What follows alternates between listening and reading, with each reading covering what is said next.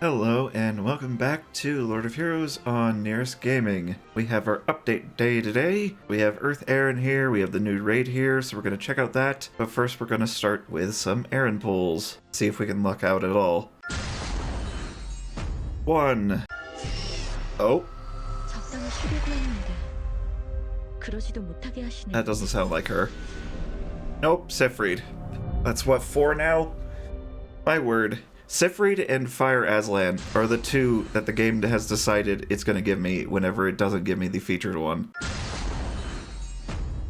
3, 4, and 5. Not today, but didn't get nothing, that's for sure.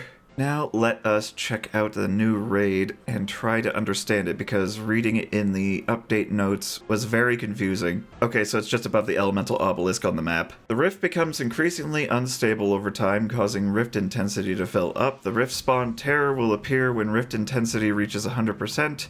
This process accelerates as participants use more energy. To do what exactly? It didn't specify what you do with the energy other than you use it. Element of the Rift Spawn Terror rotates in the order Dark Fire, Water, Earth, Light. The Rift Spawn Terror remains in its current element for 2 days after it appears. You can participate in up to 3 battles during this time. The difficulty level varies depending on the combat area you choose. You can earn Rift points based on the damage you deal to the Rift Spawn Terror. Rift stability increases based on total Rift points of all participating squads. The higher the level of Rift stability, the better rewards you can earn. All participants who battle in the Temporal Rift will receive rewards. Rewards are distributed to all participants based on their damage contribution and encounter contribution rankings. The top contributor will also receive a mysterious material called a Rift Shard. Receiving a Rift Shard comes with a special gift, but that we're not going to specify. After Squad 1's battle is over, Squad 2 will take the field. The Rift Spawn Terror fights alongside its minions during the battle with Squad 1, while using more powerful skills during the battle with Squad 2. The Vanguard fights alongside both Squad 1 and 2, which is a Guardian or a Warrior. You can activate your chosen resonance effect based on the Vanguard's Valor, which you get from completing comments in the archives. So do we fight it? It made it sound like there's nothing to fight until it shows up. But if it's not there, is it here already? That's weird.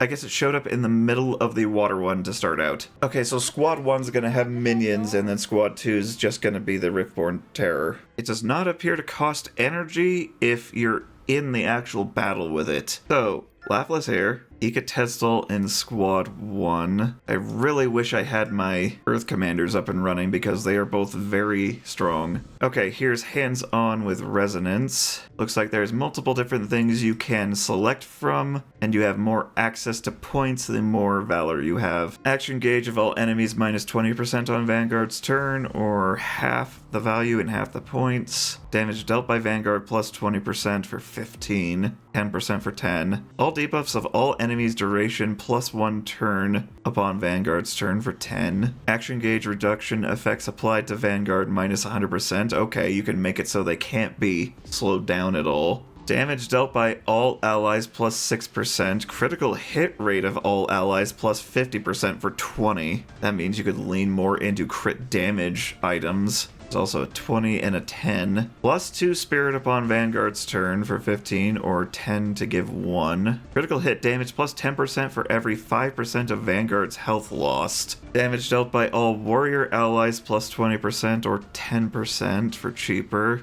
Or extends the duration of 2 of the oldest debuffs on all enemies by 3 turns upon the Vanguard's attack. Given we want to keep everything debuffed as much as possible, probably here.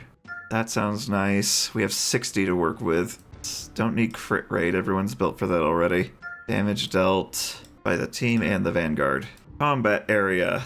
Easy, Inner Depths, and Abyssal Core. Respawn Terror Phase 1. Attacks all enemies, increases speed of the user for 2 turns, gains an extra turn, more than 1 extra turn cannot be gained in a row. Attacks all enemies, 50% chance to reduce attack of the target for 2 turns, inflicts debilitate on all enemies for 5 turns, 90% chance to reduce the action gauge of 3 enemies with the highest attack by 20%. Damage taken increases by 15%.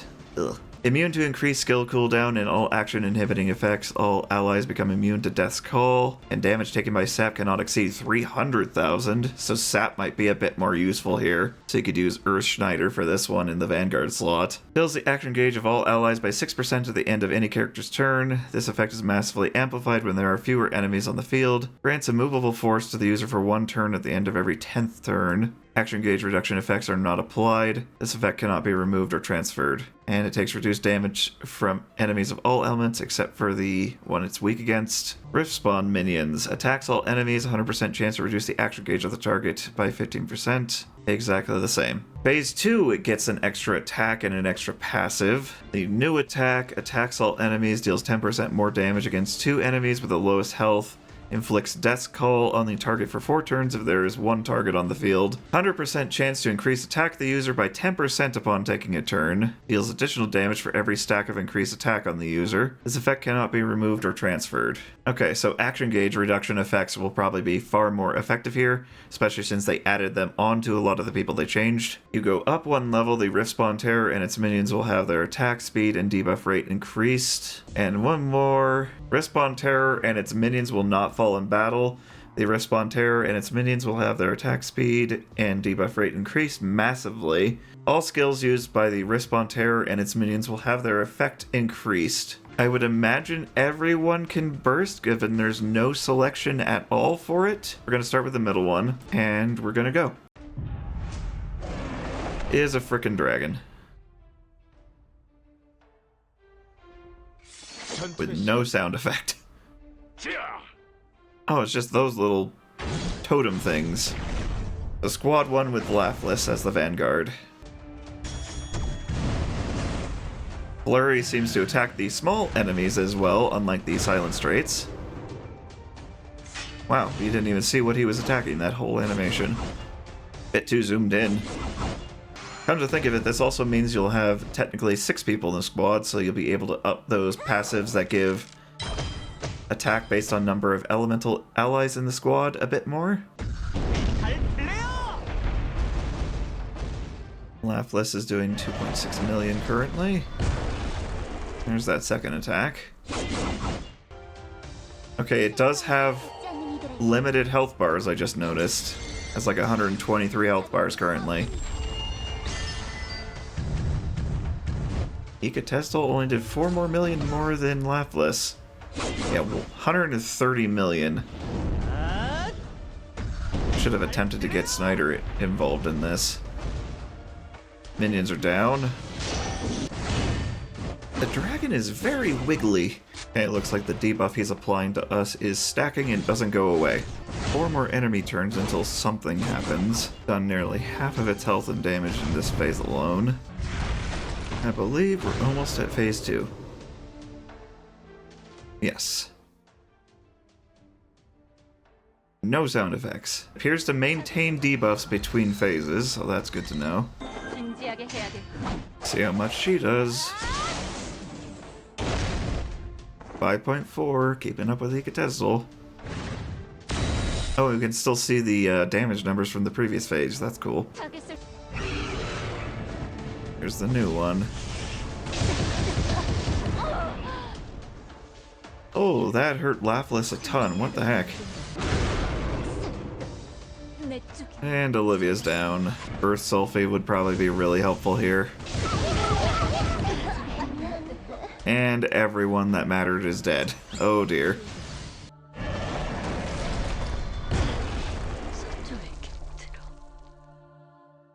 I don't know what this number means. 5 link stones though. Okay, the higher we get the rift stability, the better the rewards will be. There are rewards for damage not damage numbers, points acquired based on your damage numbers. Ooh, we got high elemental runes, blast runes, some renown crystals, gold. What is the highest? 20 million will net you 500 link stones. Is this a primeval soulstone shard? Yeah, and mystic. Okay, so we can make the other ones other than elemental as well. Ooh, there's some contract summon tickets as well, and link summon tickets. Unless it's keeping in mind our highest damage contribution, then maybe it is for a single one, because that's how it is for the Silent Straits. That was an S. Okay, maybe it isn't alliance based, because it seems like everyone's contributing, and the next level is 32 billion by what I can read there, because 32,000 million. Reward info. Okay, Rift Shard damage. A mysterious material awarded to the top damage contributor in the Temporal Rift, so that'll be whales only ever, so I don't know why I'm even bothering with this. Provides a random reward upon receipt along with a special gift for your alliance members. You can get a whole one pull from it, unless this is for the top person in the alliance. If it's each element each time, and it's the top person in the alliance, and then you get a gift to everyone in the alliance, that's a bit better. But for the super special thing being a single pull on the summon banner, that seems a bit underwhelming. Here is the damage ranking reward table. So you'll get this approximately 3 times every 2 days. Going from there, with only 1 and 2, you get a B rank, you're already getting more than a run in the Silent Straits. You get about 20 from the Silent Straits if you do it 10 times in 1 day. And moving past that, you start hitting 4 at A rank, which is 160,000 to 199,000. That should be pretty dang easy. You only start getting into the millions in the S plus category. And then in the S's, you start getting into 5s. And then the U ranks, you start getting into 6, 7, and 8. All the way up to 10 up here, but that requires you to get 15.5 million points. Yeesh. This is going to take some trial and error. You can get a third of a soul stone at max rank for a single element each time the rotation goes through by the look of it. The encounter Rift Shard gives you alchemy tickets, link and contract summon tickets. Okay, yeah, this can't be alliance based if it goes into the 10,000s of rankings. The encounters give renown and elixirs and shards. The damage gives energy, gold, and shards. And we will not see those rewards until the rotation ends.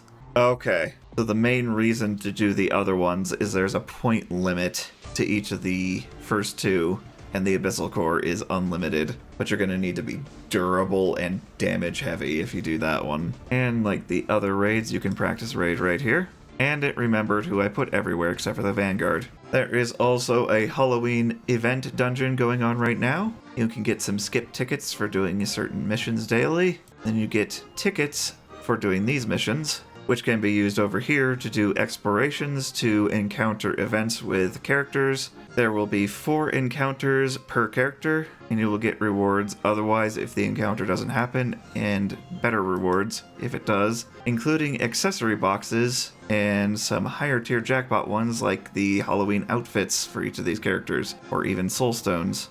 And that is going to do it for the update day for Lord of Heroes on Nyris Gaming today. Let me know what you think about the new raid in the comments below. Subscribe for more videos in the future, and like if you liked, and I shall see you in the next one.